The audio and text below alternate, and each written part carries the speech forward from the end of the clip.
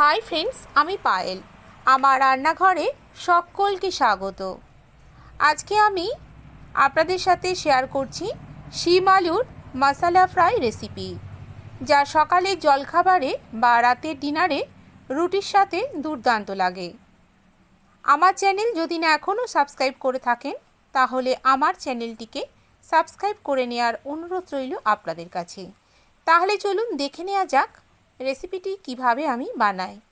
সবার প্রথমে আমি এখানে শিম আর আলুগুলোকে কেটে নিয়েছি, আর শিমগুলোকে এভাবে লম্বা করে কেটে নিয়েছি।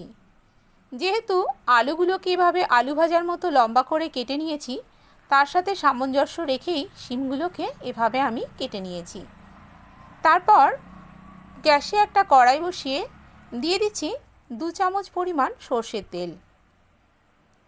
গ্যাসের ফ্লেমটা মিডিয়ামে রেখে তেলটা একটু গরম হতে দেব।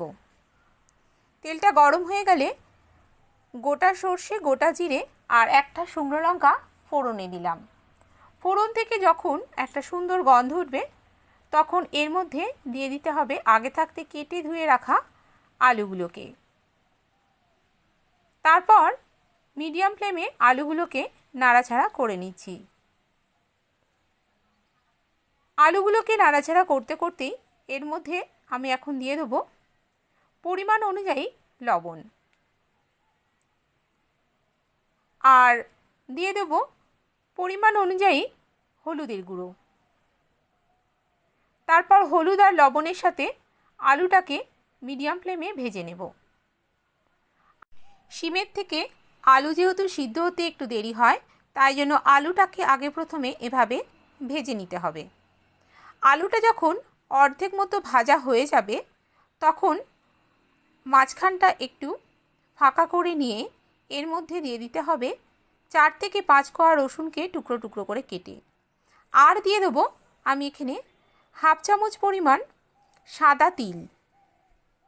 সাদা তিল আর রসুনের ফ্লেভারটা এই ফ্রাইতে দারুণ ভালো লাগে। এভাবে আমি দিয়ে দিলাম, তারপর আবারও মিশিয়ে দিলাম সব কিছু মেশানো হয়ে গেলে আমি এখন দিয়ে দেবো আগে থাকতে কেটে ধুয়ে রাখা শিমগুলোকে। সম্পূর্ণ শিমটা দিয়ে দিলাম। তারপর আবারও আলুর সাথে শিমটাকে ভালো করে ফ্রাই করে নেব। আপনারা চাইলে ঢাকা দিয়ে দিয়ে এটা রান্না করে নিতে পারেন, তবে আমি এভাবে খোলাভাবে রান্না করে নিচ্ছি। শিমটা যতক্ষণ না ভাজা ভাজা হচ্ছে, ততক্ষণ পর্যন্ত আমাদেরকে এভাবেই রান্না করে নিতে হবে। এখন দেখুন শিম আলু সব ভালো মতো আমার ফ্রাই হয়ে গেছে। এখন আমি এর মধ্যে দিয়ে দিচ্ছি শাহি গরম মশলা। তারপর একবার ভালো করে নাড়াচাড়া করে মিশিয়ে নেব।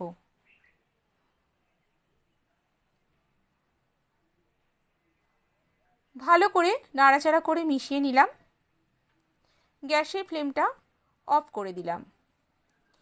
এই শিম আলুর মশলা ফ্রাই রেসিপিটা অসম্ভব সুন্দর খেতে হয়। আপনারা বাড়িতে অবশ্যই একবার ট্রাই করে দেখবেন। আশা করছি আপনাদের দারুণ লাগবে। আমার আজকের এই শিম আলুর মশলা ফ্রাই রেসিপিটা যদি আপনাদের ভালো লেগে থাকে, তাহলে প্লিজ একটা লাইক করবেন এবং কমেন্ট করে জানাবেন আপনাদের কেমন লাগলো। আজ তাহলে এ পর্যন্তই। আবার রান্নার নতুন কোনো ভিডিও নিয়ে আপনাদের সামনে হাজির হয়ে যাব। আপনারা সবাই ভালো থাকবেন, সুস্থ থাকবেন, সাবধানে থাকবেন। আমার রেসিপিটি এতক্ষণ ধরে দেখার জন্য আপনাদেরকে অসংখ্য ধন্যবাদ।